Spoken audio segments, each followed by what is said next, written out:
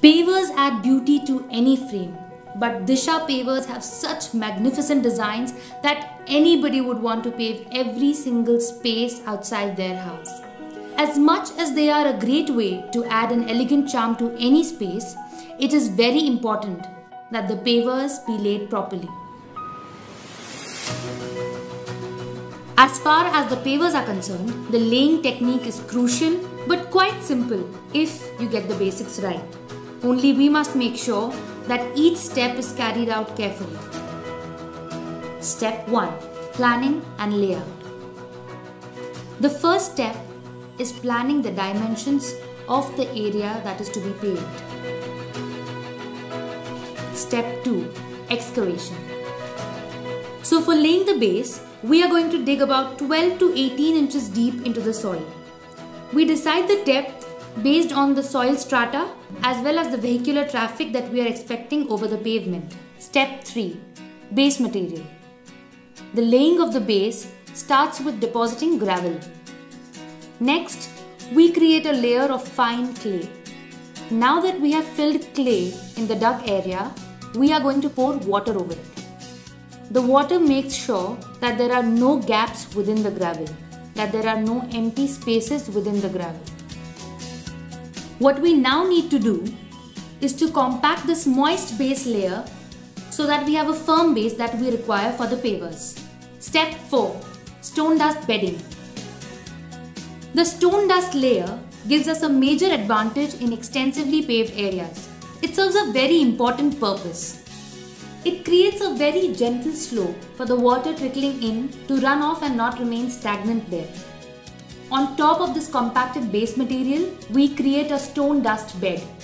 The bed must then be watered. The stone dust is properly spread and compacted using an aluminium bottom.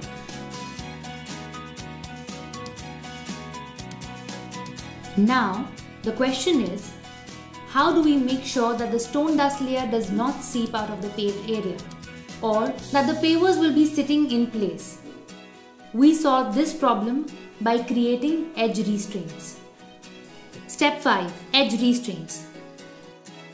By creating edge restraints, we are essentially constructing a narrow concrete wall along our paved area.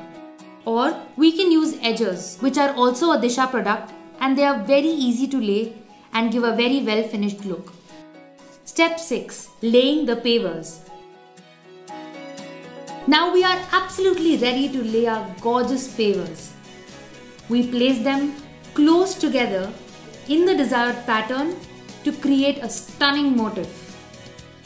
Ultimately, we end up with a smooth, immaculate surface.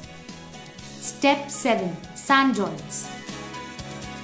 For filling in the gaps, we need to use very carefully screened fine sand.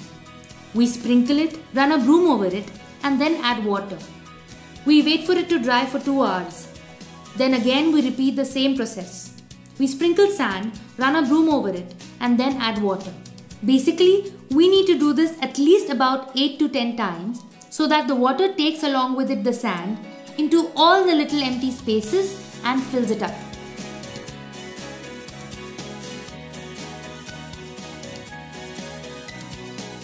It is essential to know that it is the system of concrete pavers that is interlocking and not the pavers themselves. That means when paved properly, it is the combination of pavers, the bedding of stone dust beneath it, the locking of edges as well as the filling of sands in the joints that causes them to interlock, allowing them to work as a single unified flexible pavement. While our Disha pavement can bear heavy loads including trucks, it is also a boon for the environment. It lets rainwater go right through it, allowing to enrich the groundwater table. The correct laying technique makes Disha pavements beautiful, strong, and long-lasting. And that is exactly how you pave your way with Disha Ecolock pavers.